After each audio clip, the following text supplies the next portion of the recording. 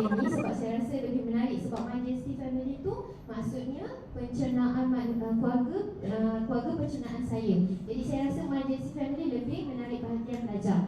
Okey, kita teruskan kepada refleksi PDPC yang lalu. Okey, daripada pembahagian saya, anak murid saya tidak dapat menyenaraikan organ bagi aliran makanan dalam pencernaan mengikut turutan dengan betul. Jadi tak dapat senarai tu senaraikan mengikut turutan. Yang kedua, saya dapati murid saya keliru dengan nama organ dan nama enzim yang manakah terlibat untuk mencernakan karbohidrat, protein dan lemak. Kan istilah enzim ni adalah istilah baru bagi pelajar tingkatan 2. So sukarlah banyak kan. Okey, yang ketiga pula, murid saya lupa hasil akhir bagi pencernaan 3 kelas makanan ni, karbohidrat, protein dan lemak. Okey, pada 3 sahaja. Okey, so saya tanya dengan diri saya, mengapakah kaedah pengajaran untuk menguraikan dan berkomunikasi mengenai pencernaan manusia semasa PDPC tidak berjaya? Jadi refleksinya, pertama, murid tidak dapat mengingat nama tak dapat ingat nama organ bagi aliran makanan dalam sistem pencernaan mengikut turutan. Okey, yang kedua pula, murid tidak dapat membezakan organ yang mana mencernakan 3 kelas makanan ini dan istilah enzim yang baru bagi murid.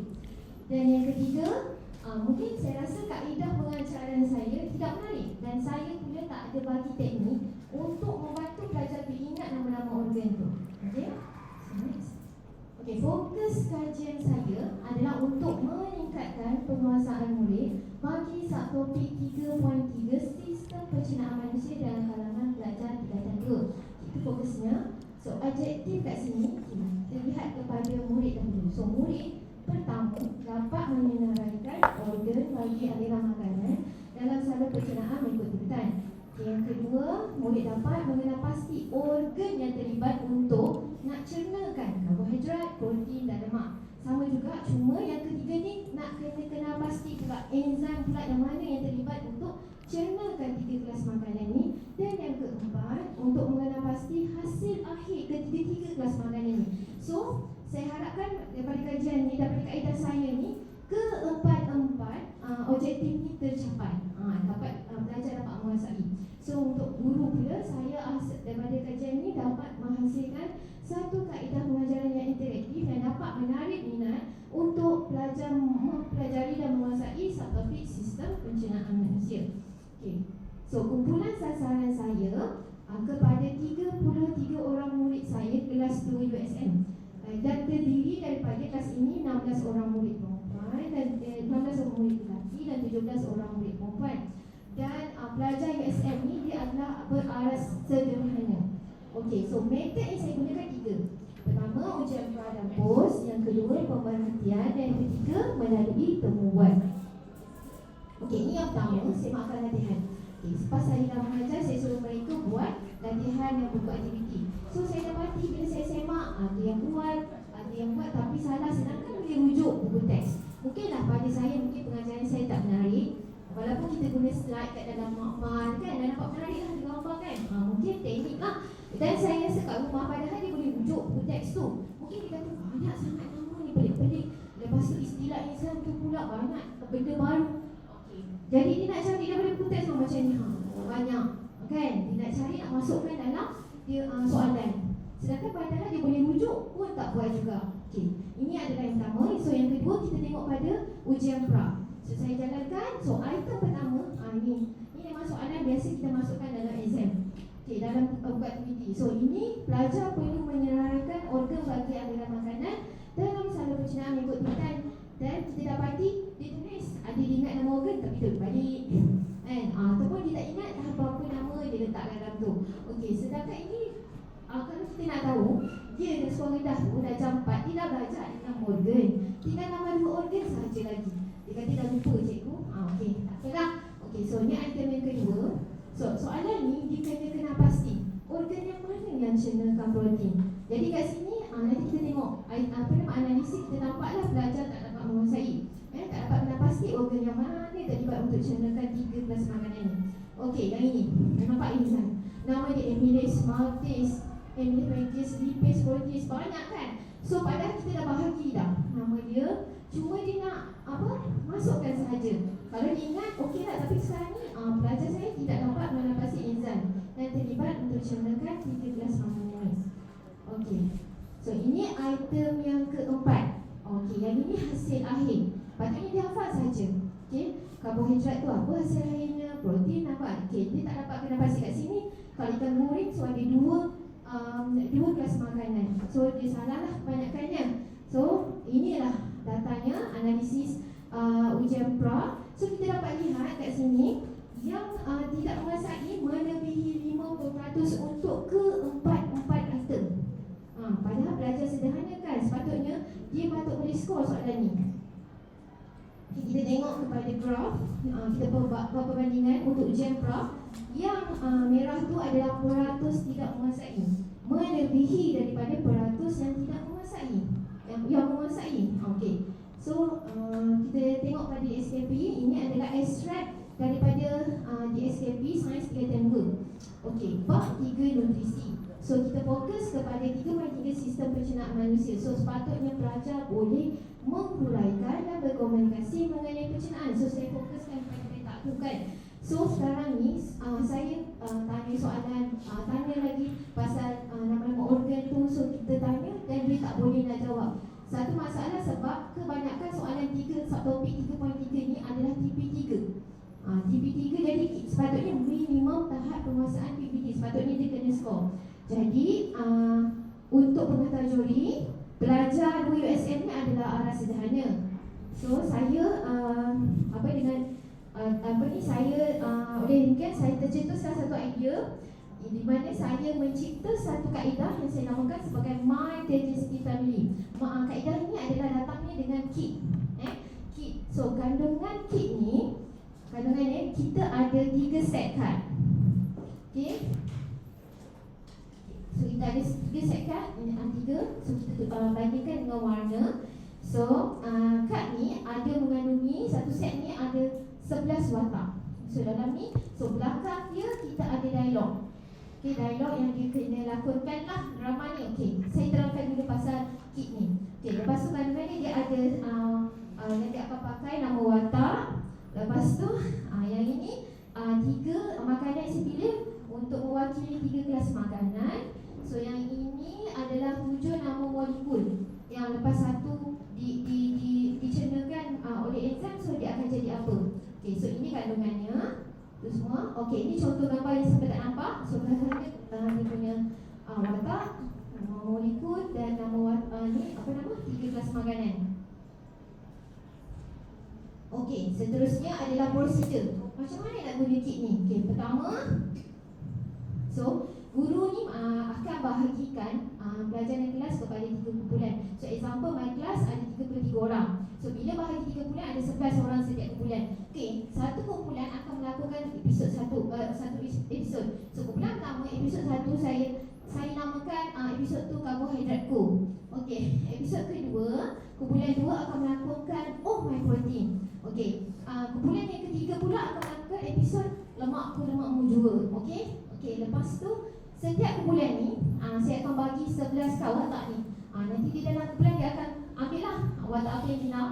Okey, lepas tu kita tak ada masalah kat sini kalau katalah kelas cikgu kan tak sampai 33 orang. So ada 30 ke 20 naik ke kan. So okey, sebab dalam ni kita ada 8 organ utama, 3 organ sampingan. So sampingan tu tak ada pun tak apa. Okey, yang utama yang penting. Okey. So next, dia bukan menghafal. so lepas cara yang fun.